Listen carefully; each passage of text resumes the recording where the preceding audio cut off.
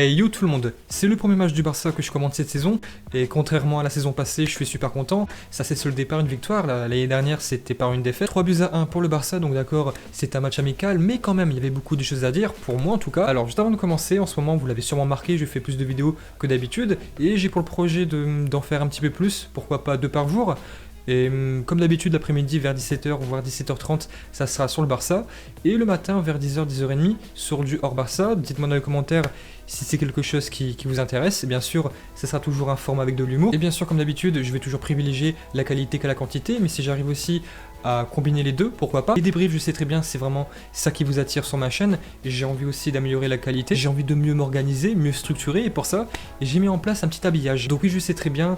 Willow le fait depuis longtemps, Michael, mon grand ami Mika de TMF le fait aussi depuis maintenant plus d'1 an. Mais voilà, je me dis aussi que nouvelle saison, vous avez sûrement remarqué aussi que j'ai changé le style de la miniature, c'est quelque chose qui me plaît, j'avais envie de changer. Donc en gros, pour résumer, 40 000 abonnés, nouvelle saison, une nouvelle miniature, un habillage. Et bientôt, j'ai pour projet de m'acheter une vraie caméra, car là, ça fait plus d'1 an que je filme avec... c'est même pas une caméra, c'est une webcam. Mais t'en fais pas, il y aura toujours beaucoup d'humour dans mes vidéos, car une vidéo sans humour de Barbeau, bah c'est comme si que je te dis, Barthélemy, fais mon travail, ça n'existe pas. Donc en gros, ouais, je suis en train de bien faire les choses. Là, pour ce match, j'ai pris des notes, regardez. Putain! Alors juste avant de parler de la composition, on va parler vite fait des joueurs. De Paille qui n'est pas encore là. Et comme je l'ai dit sur ma précédente vidéo, Suarez ne peut pas aller à la Juve par rapport à un problème de passeport. Pjanic, pour lui tout est bon, il est officiellement barcelonais, il a fait sa présentation. Il récupère aussi le numéro 8. Alena qui prend le 6 et Griezmann qui récupère le 7. La piste de Martinez qui est officiellement abandonnée. Et là on a appris récemment que Koeman voulait aussi Lukaku. Donc pareil, la piste a été totalement abandonnée vu que les caisses sont vides. Et si tu veux encore plus d'actualité, tu n'as qu'une chose à faire, c'est t'abonner à ma chaîne. Alors maintenant, niveau composition, nous avons Neto qui est dans les buts, c'est plutôt logique. Ter Stegen a été opéré récemment. Et sur les arrières, nous avons à gauche Alba, c'est un choix plutôt logique malheureusement, car à part Firpo, il n'y a pas vraiment de solution. Donc ok, nous avons des jeunes de la Masia, mais voilà, en vrai joueur confirmé, nous avons que Alba, et ça n'a pas été un super match de sa part. À droite, je suis plutôt déçu, nous avons Roberto. Mais quand je dis que je suis déçu, c'est pas forcément de sa prestation, c'est que je pensais vraiment que Koeman n'allait plus le mettre à ce poste-là, allait le mettre de temps en temps en relayant. En charnière centrale, nous avons Piqué et Araujo. En 8, Busquets, De Jong. En numéro 10, Coutinho. Messi à droite, Trincao à gauche et en pointe Grisou. Avant le match, quand j'ai vu qu'Araujo était titulaire, j'étais plutôt content. Je voulais vraiment qu'il soit titulaire à côté de Piqué par rapport à l'expérience, etc. Surtout que c'était un match amical. L'an dernier, on n'a pas vraiment eu l'occasion de le voir. Et moi, j'ai trouvé ça intéressant de voir la paire Piqué-Araujo que plutôt l'habituelle paire Piqué-Langlais. Parce que la paire Piqué-Langlais, on sait ce qu'elle peut apporter, mais Piqué-Araujo, non, pour un match amical de pré-saison, j'ai trouvé ça plutôt intéressant. Araujo, il a fait pour moi je vais pas dire un excellent match, mais il a été plus rassurant que Piqué. La paire de Young Busquets qui était titulaire en tant que numéro 8, et j'ai trouvé ça plutôt intéressant dans ce système de 4-2-3-1.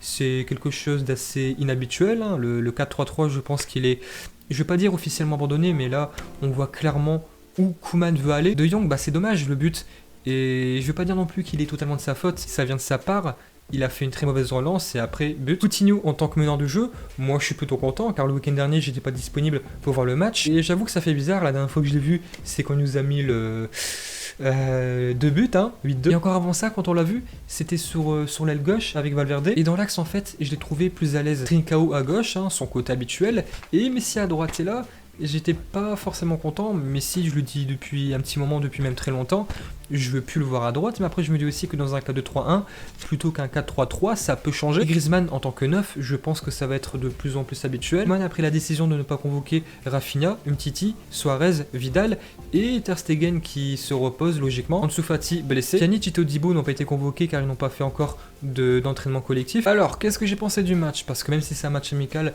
il y a quand même beaucoup de choses à dire. C'est un match de pré-saison. C'est là où on a envie de voir les bonnes transitions, commencer à avoir des bonnes habitudes, et on a encore vu des anciens démons. Les anciens démons de la défense, sur les côtés.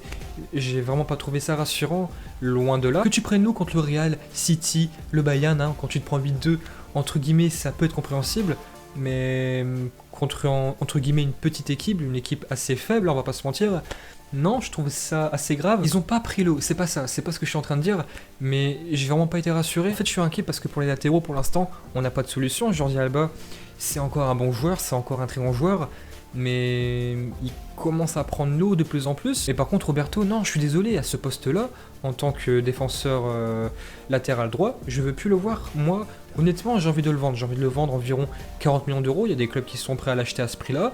Je sais, ils sont cons. Hein, bien sûr, je plaisante. Hein, Roberto, c'est un joueur que je respecte beaucoup. Mais non.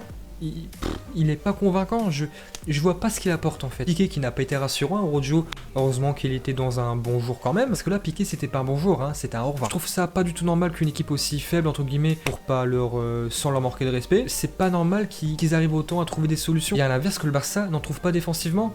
Ça promet. On est en deuxième mi-temps, le Barça gagne 2-0, but de Coutinho et Messi en première mi-temps, l'arbitre siffle le coup d'envoi. Et au bout d'une minute, il y a but. En fait, vous allez peut-être me trouver assez dur avec nos défenseurs, avec nos latéraux. Mais moi, ce qui me fout la rage, c'est que c'est les mêmes défauts. C'est les mêmes défauts que la saison précédente. Et c'était ton pire défaut. Ton pire défaut, c'était la défense et les latéraux. Et là, pour l'instant, il n'y a pas de progression. Donc, ok, c'était un match amical. C'était seulement le deuxième match de l'ère Koeman. Mais ça commence à être inquiétant. Coutinho que j'ai trouvé en forme, moi j'ai trouvé ça dommage qu'il a été sorti à la 60e minute, hein, comme quasiment tous les joueurs. Tout le monde était sorti sauf Neto et Araujo. Et j'ai quand même ça trouvé dommage. Donc en première mi-temps, il était meneur de jeu en tant que numéro 10, mais après il a échangé sa place avec Messi qui a aussi échangé avec Trincao. Donc en gros il était à gauche. En fait à gauche Coutinho, j'ai trouvé meilleur dans un 4-2-3-1 que dans un 4-3-3. Donc ok, les joueurs depuis ont changé, il y a eu plus d'un an d'écart. Mais je l'ai trouvé plus impactant. En première mi-temps, donc en tant que numéro 10, il a marqué un beau but, il a été percutant, ça se voyait qu'il était content d'être là. J'ai trouvé son attitude très bonne. Messi qui a commencé à droite et en deuxième mi-temps, Koeman l'a changé, il est passé en tant que numéro 10. En fait, ce qui m'a frustré, c'est que Messi, il devait coller la ligne, entre guillemets coller la ligne, mais ça, il peut plus le faire. Il est obligé de repasser dans l'axe, vu que sa principale qualité, ce n'est plus la vitesse. Mais ça se voit trop qu'il a du mal, et pour preuve, il a marqué un but côté gauche de son pied droit, un très beau but, un boulet de canon, je pense qu'elle a fait barre ou poteau rentrant. Donc Messi à droite dans un 4-2-3-1, je me suis dit, pourquoi pas, peut-être que ça va être différent et mieux qu'un 4-3-3. Alors j'ai trouvé ça mieux que dans un 4-3-3, mais non, 4-2-3-1, 4-3-3, Messi pour moi maintenant, il doit plus jouer à droite, il doit être là en tant que numéro 10.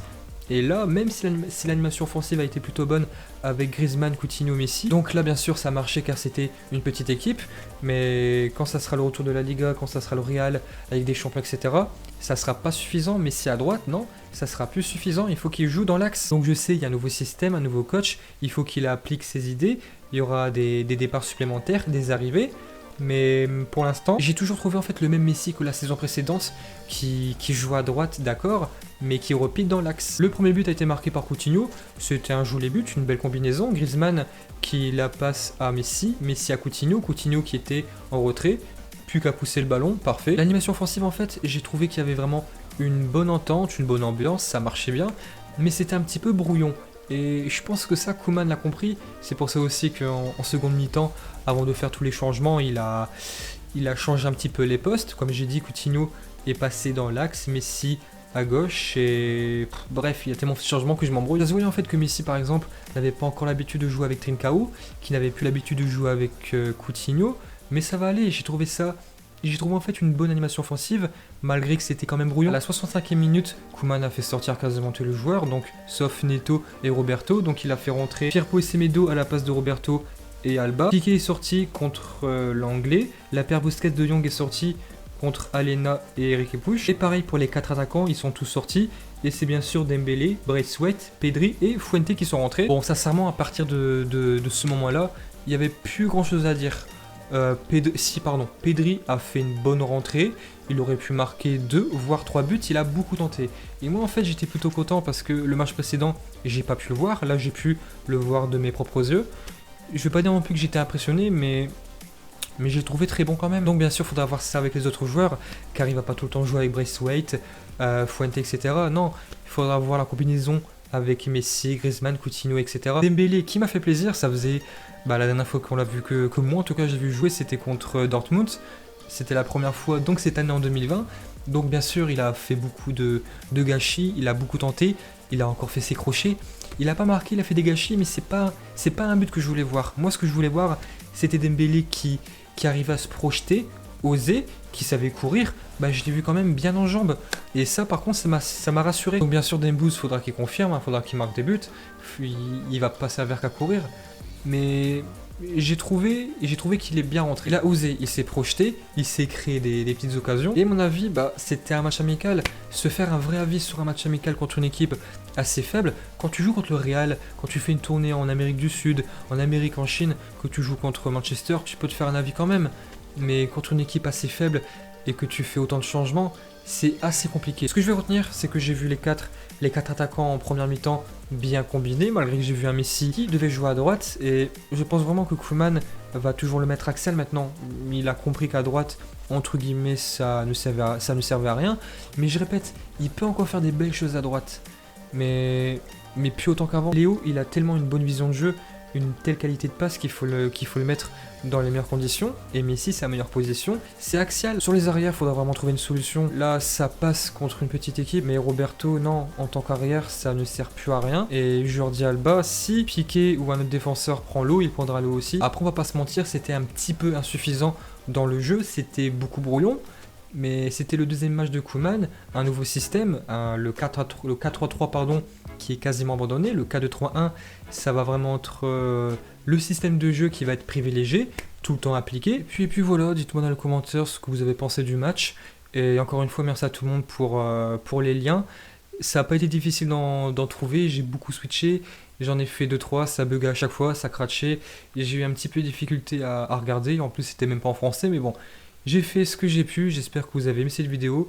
Et si c'est le cas, abonnez-vous, likez, commentez. Et surtout, yo tout le monde.